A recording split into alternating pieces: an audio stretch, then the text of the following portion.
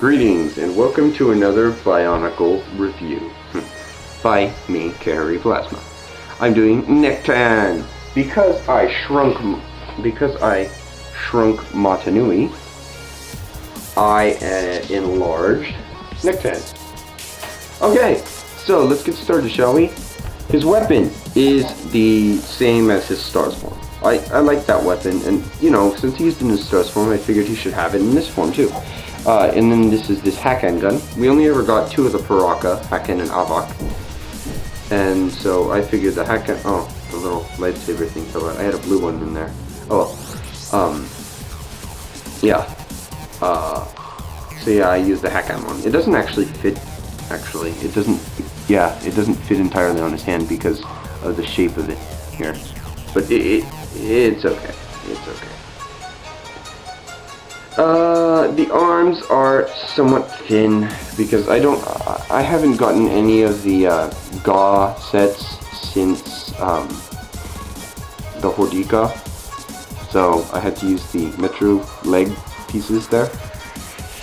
I'm not very proud of that. I mean, I could have used, well, it is true that I couldn't have fit the whole thing, a whole, you know, full-blown Inaika shoulder pad on there because of this, and it would have been half white anyways. So yeah, the head is the same. I didn't really like the head much, but hey, here it is.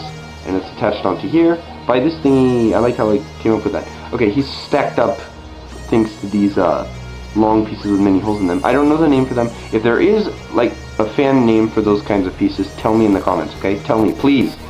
Because I use them a lot and I don't know what to call them. Yeah, so I stacked him up, made him a little taller thanks to those, but he's actually not too much taller than most Toa sets because he has a Paraka torso. I'll show you with Gelu. He's actually only about like half to one head taller than him. His body is Paraka torso and then a Vizola body as armor. It actually looks pretty good from the side, but from the front you got the exposed shoulders. That is not something I'm particularly proud of. It works. It's the best thing I could do, really.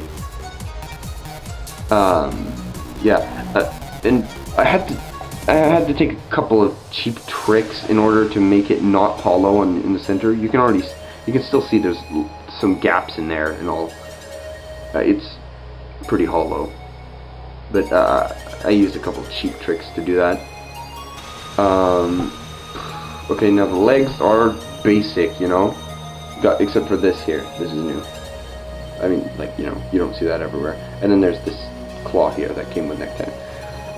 Okay, now this guy was a bit of a pain to make because I hardly have any dark blue pieces. I mean, you know, in comparison to the other colors I have a lot of white and gray and black mostly.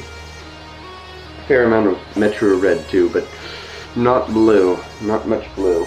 And besides, well, no, okay, well, I used quite a bit of medium blue on Axion, but, and, Gelu also has quite a bit of dark blue.